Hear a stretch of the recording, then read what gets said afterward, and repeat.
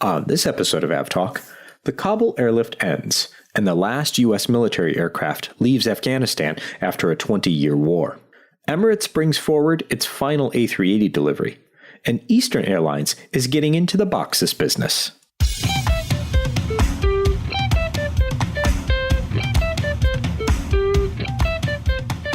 Hello and welcome to episode 127 of AvTalk. I am Ian Petchnick here, as always, with Jason Rabinowitz. Hello, Ian. How are you? Hello, Jason. I'm well, sir. How are you? Good. I hear you might be leaving the house soon. I am not only leaving the house, I might be leaving the country. Wow. I know, but we'll see. Yeah, no, I'm excited. It's September 1st, which means I am officially traveling this month. At least that's the plan. I'm not counting on any of this actually happening until it happens, given everything that's going on. A wise stance these days. At the moment. Tentative plans put me traveling in 16 days. Gonna go out to Los Angeles for the Dork Fest and Spot LAX. I hope some of our listeners are planning on joining us for a wonderful outdoor event of plane spotting and hamburger eating, or whatever you choose to enjoy while you watch planes. And then there's a thing after that is in the works that I think is going to be very neat, and that will our wonderful podcast listeners will hear about after that happens. So some really exciting things in the works, and I'm excited to be getting on a plane somewhere, anywhere within a couple weeks. That's great. Yeah, looking forward to Dork Fest Spot LAX. I'm going to be flying United 76 out of JFK, so all of those are new things. And then if I'm lucky, a 787-10 on the way back to Newark. So that's something to look forward to.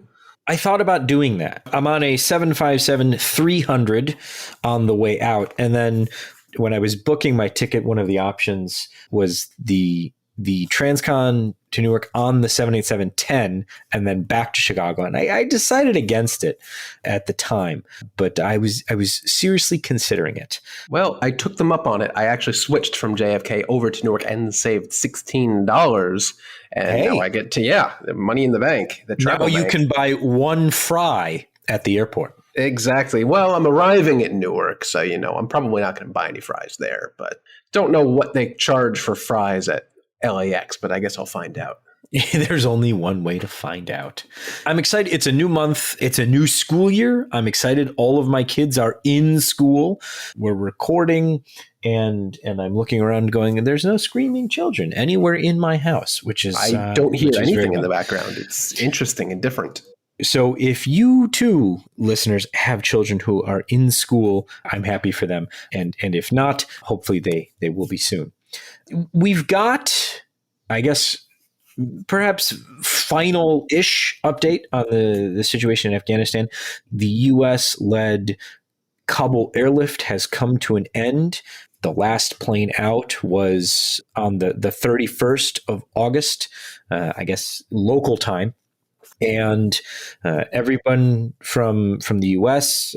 Military is gone.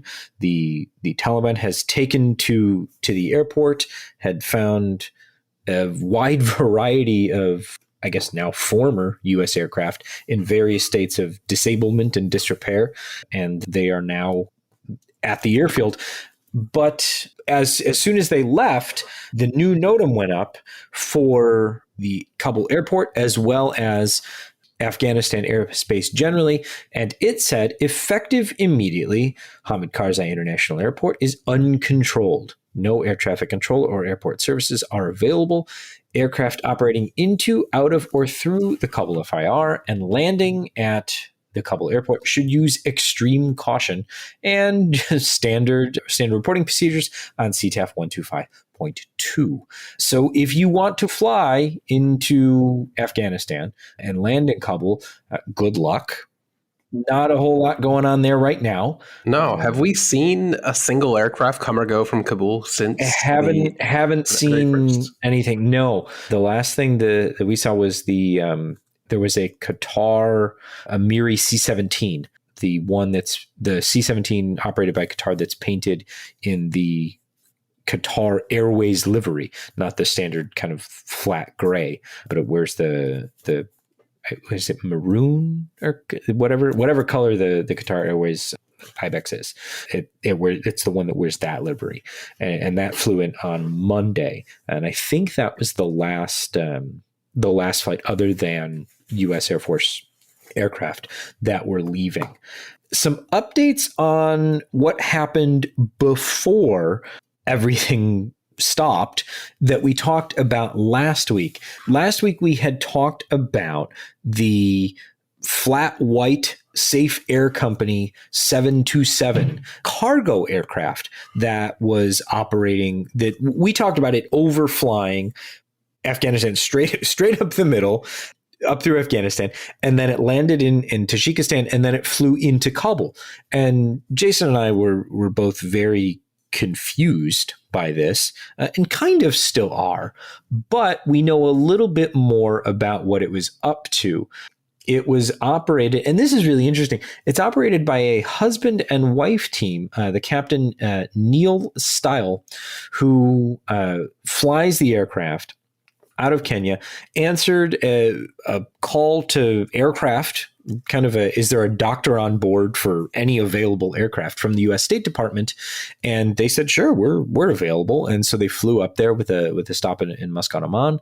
And then they evacuated people that had been associated with the, I guess, Afghan Special Forces as part of their military, and evacuated them out to Tajikistan, and then they were carried onward. But the most interesting thing about this is a cargo 727 carrying over 300 people.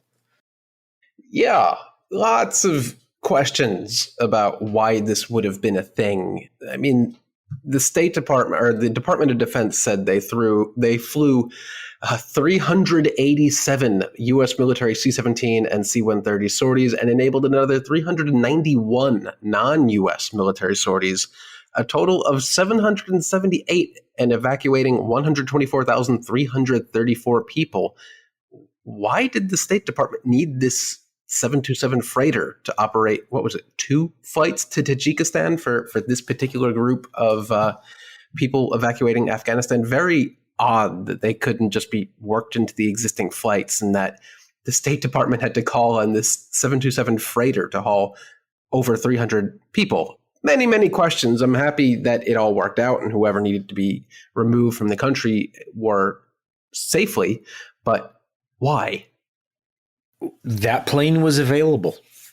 I mean, sure, but shouldn't have many other aircraft have been available as well? I have no answers for you. So if anyone out there has an answer, feel free to write in.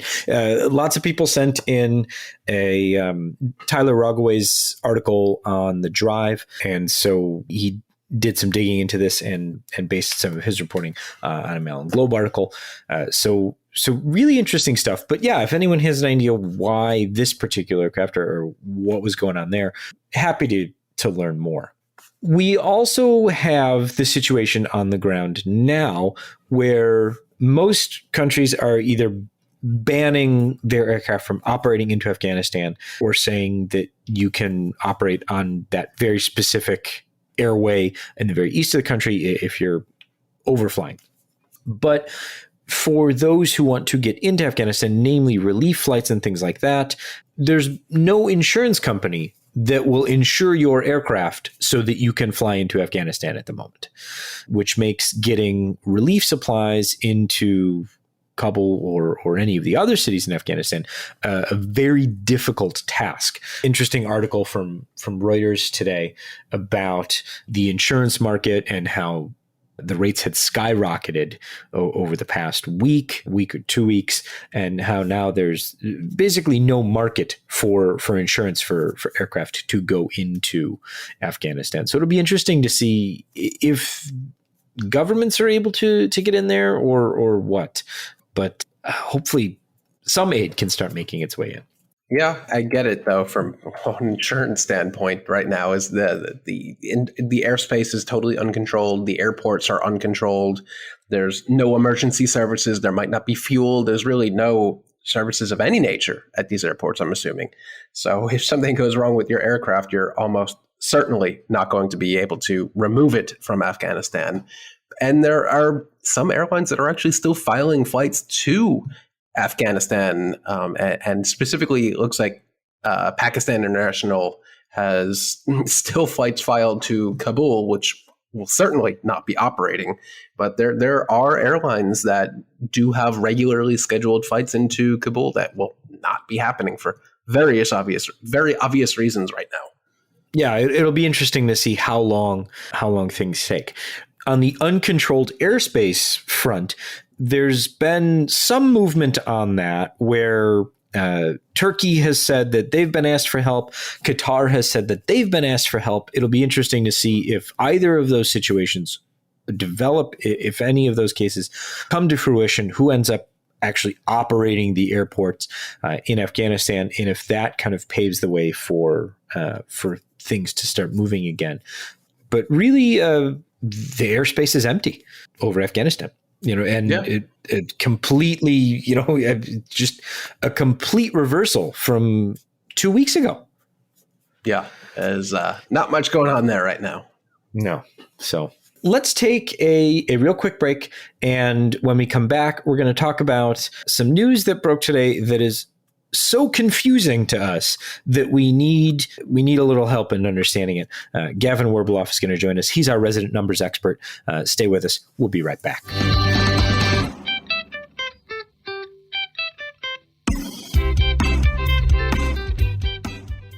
Welcome back. We now have our resident numbers expert, Gavin Werbeloff, joining us to talk about something that is just weird. Eastern Airlines, not to be confused with Eastern Airlines, or any of the prior iterations. Yeah, I think we're on version 19 of this. They put out a press release today that, on the face of it, makes very little sense. And so Gavin's just going to try and walk us through here what's going on. The press release is titled Eastern Airlines Launches Eastern Air Cargo. Gavin, welcome back to the show. It's good to be back. Hey, Gavin. How are you? Figure out what Eastern it is. Airlines most recently noted for its participation in the CRAF operations. They are doing sort of COVID combis, but with a more permanent configuration. In their press release, they talked about Category E freighters. Those are freighters with a dedicated, isolated cargo compartment with their own fire suppression and detection systems. So they are free to carry more things than, say, those A340-600s that have been running back and forth between JFK and Bournemouth. But I guess the real question is, who are they going to be carrying things for? Because 35 777s is a lot of airplanes, and Amazon comes to mind. And we know that Amazon's been trying to expand their cargo operations. And from what we can glean from the Eastern press release, it actually would be a good fit. And the reason is that we know that at entry into service, there will be no palletized loading system, meaning that they will need human beings to pick these boxes up and carry them onto the plane. And there will also be no cargo loading door, meaning that you can only get a 3-foot wide box through the door. So these things will take a long time to load and unload. And also, it's a good thing they're calling it, express freighter, though. I mean, maybe there's something to that. It's really slow to load, but they put express on the side of the plane, so it's fast. I mean, the people loading are going to run, obviously. Yes, they will be running quickly up the stairs into the aircraft. So, yeah, and it's going to be low-density cargo. The interesting thing is the sort of resurgence of air cargo in the era of COVID and sort of all this scrambling for package freighter capacity that we're seeing. This seems like a relatively cheap way to do it with airplanes that are well suited to it. I think we've seen some other airlines or brand new entities purchase some A330s for this purpose. But the biggest problem with the A330 is the slope. It has a nose down attitude when parked, which causes problems for it as a freighter, which is why the factory freighters have a nice little bump on the chin that you see. So there's that, and there's also the upcoming 777-300ER freighter conversion program, which should have its first freighter out from the conversion line sometime towards the end of this year for type certification. And they've already announced a second line in Korea. So to the extent that Boeing is happy to have a use for old 777s, which for them means that there's less of them as an option for people to buy used, so they have to buy new, they're happy to have it. But I don't think this has, Boeing worried for the prospects of the current 777 freighter or a potential new 777-8, 777X derived freighter. GCAS and IAI are not really worried about it as a real threat to the new 300ERSF. It makes a lot of sense if you're shipping a lot of stuffed animals. Yeah, and to clarify, Eastern said they would be taking the 777-200, 200ER, and 300, but not the 300ER specifically. Yeah, I think the used price of those is still too high for it to make sense for Eastern. I do kind of wonder if they're sourcing them from the likes of United and their Pratt powered ones. That would be a fun story. But I think it remains to be seen. But yeah, these are sort of permanent COVID combis with extra fire extinguishers. What's interesting is that people have dug into the company that's supposedly doing the work to convert these to temporary full-time status COVID combis. But it seems like the work is going to be done by in-house staff, or at least a company owned by Eastern that nobody can find any legitimate information on, which is a whole other interesting twist to this odd story. Yeah, and they're going to need supplemental type certification for this because they are altering the or adding fire suppression systems. So at some point, Boeing and the FAA are going to have to give this their blessing. So we shall see.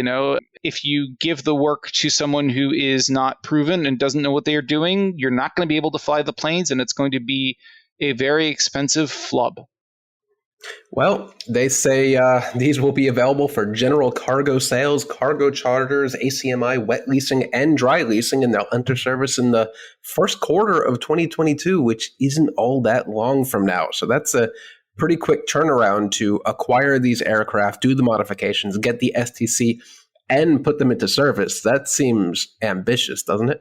Yeah, I mean, it does. But if the modifications are as minimal as we think they are in terms of how long it will take to install these systems, which I have to imagine are fairly well established, the certification is going to take longer than the actual installation, is my suspicion. Yeah, I mean, we'll keep following this because it's going to be interesting to see where these 35 777s come from. The 300 non-ER, that's a very limited feedstock. The 200 is a fairly limited feedstock. The 200ER kind of opens the door a little bit more. There are a lot of those around. Yeah, that'll be interesting to see where those come from. And then really the big question is where are they going to go? Who are they going to fly for? And are they going to have more of a dedicated customer base, like Gavin's suggesting, or is this going to be a come one, come all? And I think that'll be the two big questions: where they're coming from and where they're going, of course. Gavin, thanks so much for joining us and giving us a little insight here on a kind of out of left field announcement today. So thanks for coming on and giving us a little insight. No problem. Great to be with you guys. Thanks, Gavin.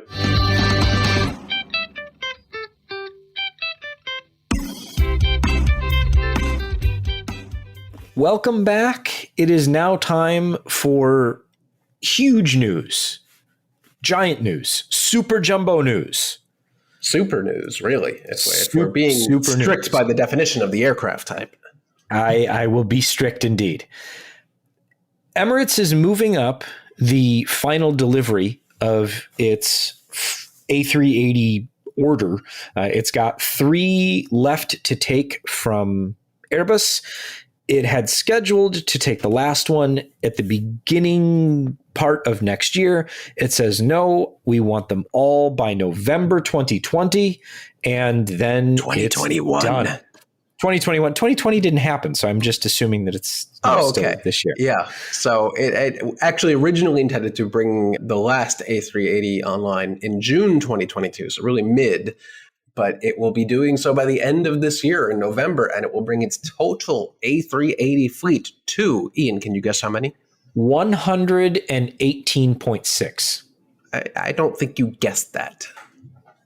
Maybe I did. You knew you cheated, Maybe but yes, I 118 A380s, by far the largest fleet of A380s now or ever in this and any universe known to humankind.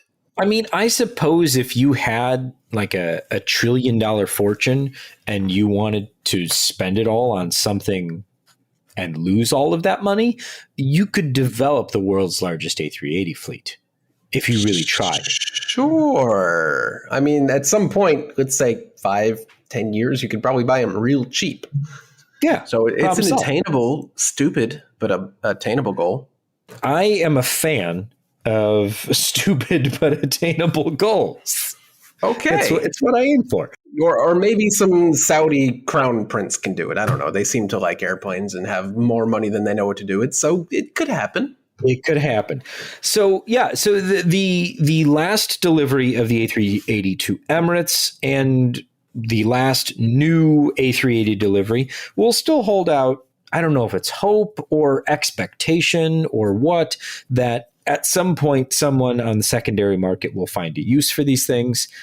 Maybe once there's enough of them available and they can get picked up for even cheaper than they already are, it'll be possible. But Emirates is going to take their last one. Then the line's already closed, but then everything's done, and Airbus says thank you all and turns off the lights on that particular chapter of its history. Yeah, just 2 months until the last delivery of any A380 ever new from Airbus. That's unfortunate. It really is. I mean, and we've talked about this on multiple occasions where the A380 was both ahead of and behind its time, and disappointing that airlines couldn't make it work, and it never really got a fair shake, at least in my opinion. But it'll be around for a while because, I mean, it's going to take Emirates a long time to get around to retiring 118 A380s. Yeah, especially since it really doesn't have much else going on in its fleet. It's got 777-300ERs, and that's it.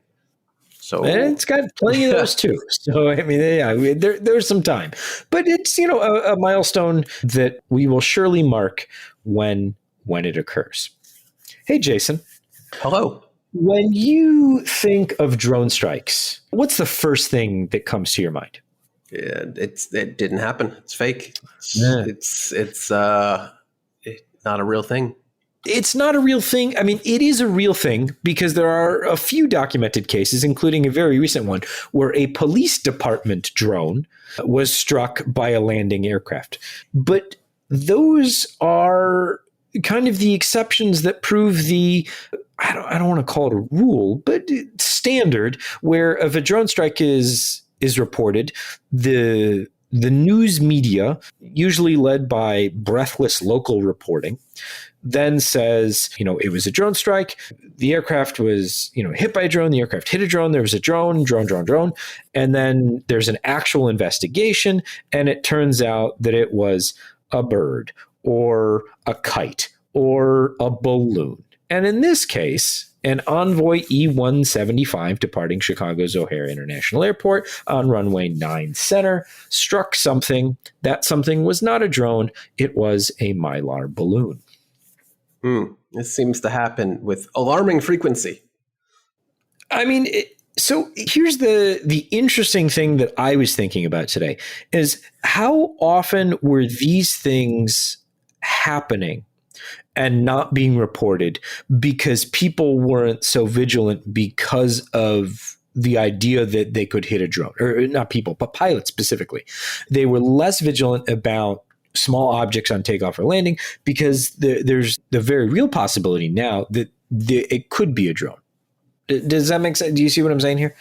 Yeah, it's fair. I mean, just the other day, I was walking by a park here in Brooklyn, and some people were launching, I guess, those little fire lantern thingies, the little lanterns that float with the fire, and also some balloons. And we're kind of right under the visual approach to LaGuardia, so you should do that. But it wouldn't be unfathomable for one of those things to encounter an aircraft and for someone to say drone, when really it's just a balloon or a lantern or whatever. It's probably been happening for decades and decades. But yeah, like you said, now the media and I guess pilots are thinking it could very well be a drone, but it almost never is.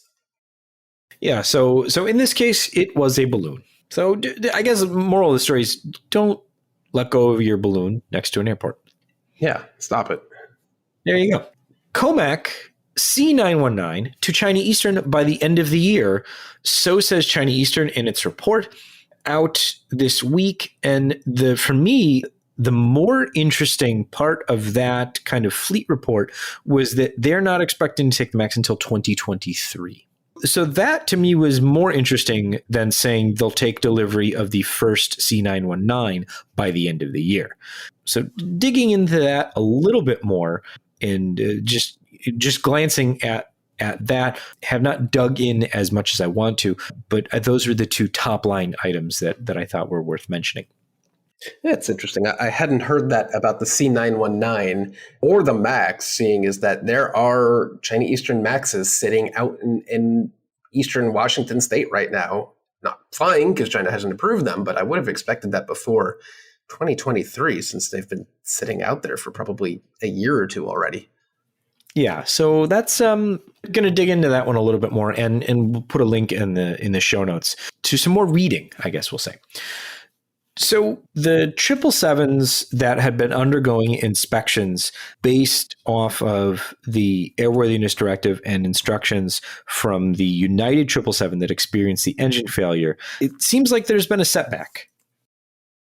That's right. It seems that the FAA wants a more robust procedure or a more robust engineering solution to prevent the kind of explosive force that kind of obliterated the cowling and the casing for the engine from happening again. And that will potentially push back the re-entry to service for these aircraft until at least the early next year. United was hoping to have these 777s in service to meet the incredible demand for travel summer of this year. So hopefully they have them back in service for summer of next year, because it represents a pretty significant chunk of United's wide-body fleet. Yeah, it sounds like that. I mean, definitely they've missed the window now, given the fact that travel demand's starting to decline already through the end of the year. Hopefully they can pick those up as soon as possible. And it'll be interesting to see how they start fitting them back into the fleet. But there's a lot of cowling redesign happening these days. It's interesting to me why this call kind of came to a head. It seems like it came to a head about now, at the same time, between the 737s, the 777s. There's a lot of cowling redesign happening. Yeah, turns out they're not as strong or resilient as they were designed to be or thought to be when they were designed. So we talked about Mexico's FAA safety rating, I think, 3-4 weeks ago now. It had been lowered, and which prevented Mexican Airlines from adding service to the U.S. It now sounds like that's going to be brought back up, is what you're telling me, Jason. Yeah, well, not immediately. I think it was more than 3-4 weeks ago. It feels like months ago at this point. Okay. Yeah. What is time? Time is meaningless these days. But Mexico has retained the FAA to do some overhaul of its procedures, and it looks like they're hoping they could go back up to Category 1 by the first half of 2022, which is kind of an ambiguous term, maybe January, maybe June, we don't really know. But the FAA had concluded that there were various things wrong with the Mexican oversight, that they just weren't able to ensure that the Mexican airlines and airports were we're up to snuff, basically. So now the FAA is providing experts and technical assistance and review progress to remedy this issue and get Mexico back up to Category 1 or Level 1. Excellent. That Sure. all sounds good. Yeah. So the Eastern thing that we talked about with Gavin was, very surprising. Along the same lines, Jet2 has gone with the A321neo. They have never operated that type before. They have an existing fleet of 737. So what's going on here, Jason? Well, as you alluded to, Jet2 operates quite a large but elderly fleet of 737s and some 75s. And this week announced that they would order 36 Airbus A321neo to expand and renew its fleet. And that is super interesting because, as you mentioned, Jet2 is a long time and exclusive Boeing customer. Unlike Alaska Airlines, who claims to be proudly all Boeing, Jet2 actually was all Boeing. Seemingly not too proud these days, and very surprising that Jet2 would differentiate its fleet with some Airbus aircraft, since now it doesn't have a common type rating. They're going to have different engines, different type ratings, different pilot pools, different training procedures for the cabin crew. That's really surprising that they wouldn't have gone with the MAX, which would have required very minimal training. But also interesting that it's only 36 aircraft, so it's only going to be a modest percentage of that fleet. But that's really a huge loss for Boeing that such a loyal customer like Jet2 would not opt for the MAX. Yeah, I thought that was very interesting, but they have... It's kind of a bridge airplane between the 737 and the 757. So it'll be interesting to see where they deploy them and on which routes are they going to use them to add to their portfolio, or are they going to just kind of replace and then have a bit different mix there? I think that'll be the really interesting thing to see how they're going to figure that out. Yeah, it doesn't really need the range of the 321neo. So is it just capacity? Is it just an airline that wishes the 75 was still coming off the production line? I don't know. Well, don't we all? But for a variety of reasons. Yeah, it'll be interesting to find out. And find out at some point we will. For now, though, we shall leave it there. This has been episode 127 of AvTalk. I am Ian Petchnick, here, as always, with Jason Rabinowitz. Thanks for listening.